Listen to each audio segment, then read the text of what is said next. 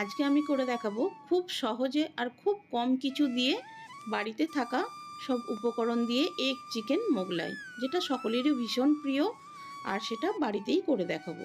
তো চলো দেখে নেওয়া যাক রেসিপিটি। নমস্কার, ডালিয়ার ডেলি ব্লগে স্বাগত জানাই। এখানে দেখো, মোগলাই বানানোর জন্য আমি আগে থেকেই ময়দাটা মেখে রেখেছিলাম।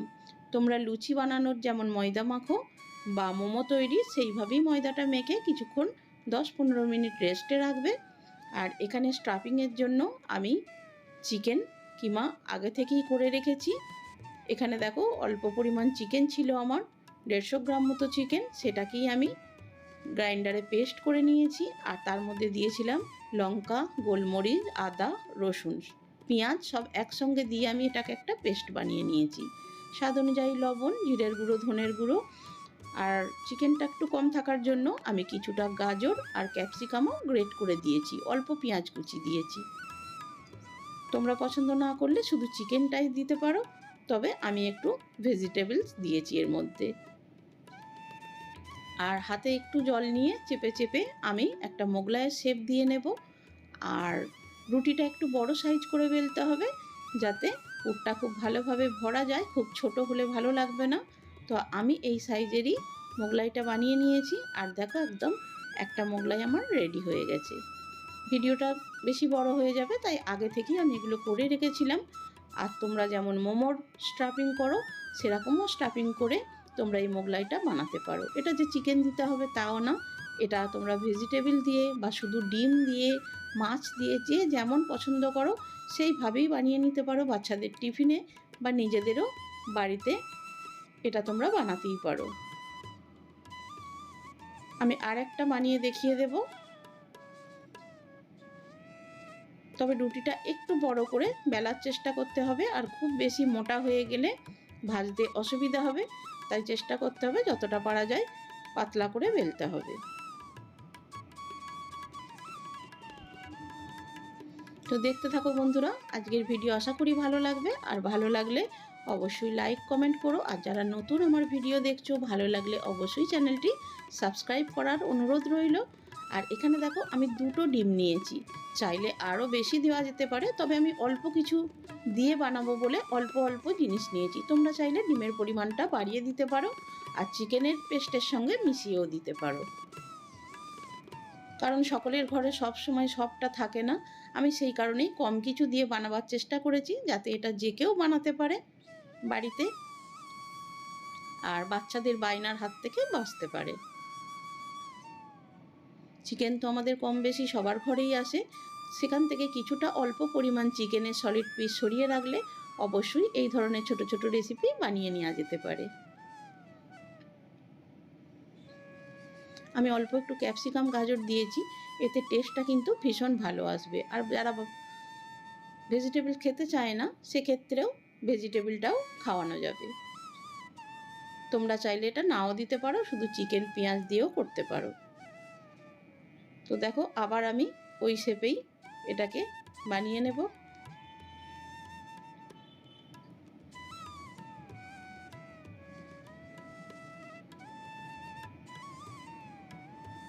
ব্যাস হয়ে গেছে। আর এখানে আমি একটা প্যান বসিয়ে দিয়েছি, যেটাতে আমি মোগলাইগুলোকে ভেজে নেব।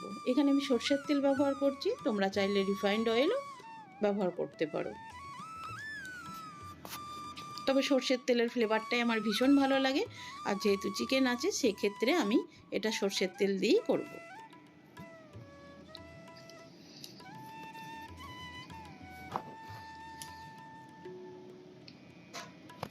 তো তেলটা গরম হয়ে গিয়েছে, আর এইখানে আমি মোগলাইগুলোকে দিয়ে দেব। তবে আমি এটা ডিপ ফ্রাই করব না, তোমরা চাইলে ডিপ ফ্রাই করতে পারো রেস্টুরেন্টের মতো। আমি স্যালো ফ্রাই করব।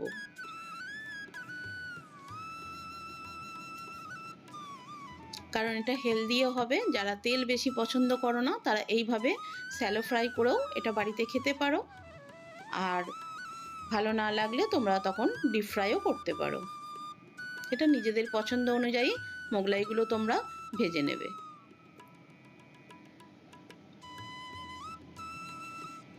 আর দেখো কত সুন্দর, অল্প তেলেতে কত সুন্দর এটা ফ্রাই করা হয়েছে। আর গ্যাসের ফ্লেমটা কিন্তু লো রাখতে হবে, কারণ উপর থেকে হয়ে যাবে আর ভেতরে চিকেনটা কাঁচা থেকে যাবে। আমি একটু সময় নিয়ে একদম মিডিয়াম টু স্লো আঁচে গ্যাসের ফ্লেমটা রেখে আমি এটা কিন্তু ভেজে নিয়েছি, যাতে ভেতর থেকে চিকেনটা খুব ভালোভাবে সেদ্ধ হয়ে যায় আর খেতেও ভালো লাগে, যাতে কাঁচা কোনো গন্ধ না থাকে। অপরটাও আমি এইভাবেই ভেজে নেব। আর তোমরা পছন্দ না করলে এটা একদম ছাঁকা তেলেও ফ্রাই করে নিতে পারো, যেমন রেস্টুরেন্টে করে। দেখো হয়ে গেছে, আর কত সুন্দরভাবে হয়েছে, ভীষণ ক্রিস্পি। একবার বানালেই বুঝতে পারবে, আর যারা বানিয়েছো তারা তো অবশ্যই জানবে। ঘরের জিনিসের একটা আলাদা টেস্ট। আমি অল্প অল্প তেল দিয়ে এটাকে ভেজে নেব। দেখো একদমই তেল কিন্তু আমি কম দিয়েছি, আর সাইডগুলো ভাজার জন্য আমি একটা চামচের সাহায্য নিয়ে চারিপাশ আর তার গাগুলো সাইডগুলোকেও আমি একটু ভেজে নেব।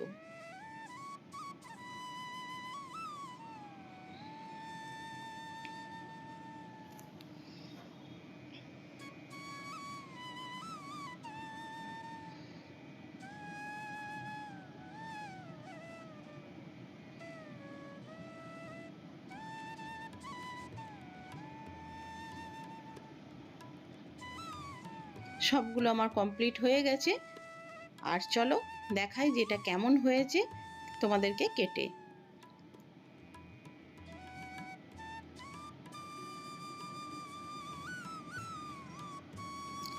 তবে আমি কম ডিম দিয়ে বানিয়েছি, আমি 6 পিস বানিয়েছিলাম 3টে ডিম দিয়ে। তোমরা চাইলে ডিম পরিমাণটা বাড়াতেও পারো, তবে তাতে স্বাদের কোনো ফারাক হয় না, খেতে সেই একই হয়। আর দেখো কতটা সফট হয়েছে।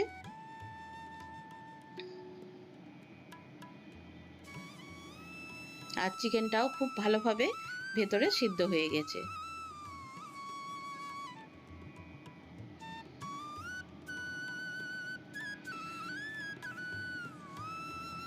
তো চলো ভেতর থেকে একটু দেখিয়ে দিই কেমন হয়েছে।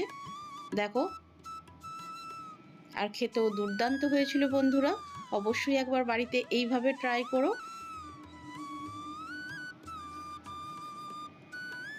আমরা তো শুধু এগ চিকেন মোগলাই রেস্টুরেন্টে ভেজিটেবল না দিয়ে খাই, তবে বাড়িতে একটু ভেজিটেবল দিয়ে বা এইভাবে বানিয়ে দেখতে পারো। বাচ্চাদেরও দিতে পারো, কোনো অসুবিধা নেই, ভীষণ ভালো লাগবে। আর আজকের এই রেসিপিটা কেমন লাগলো কমেন্ট করে জানিও, ভুল ত্রুটি হলে সেটাও জানিও।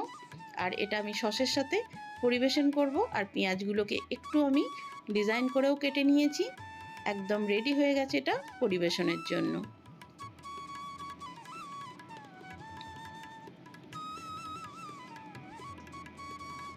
তো আজকের ভিডিও ভালো লেগে থাকলে অবশ্যই লাইক কমেন্ট করো, আর যারা নতুন বন্ধু ভালো লাগলে অবশ্যই চ্যানেলটি সাবস্ক্রাইব করো। আর সসের সাথে তো দুর্দান্ত লাগে। তো চলো আবার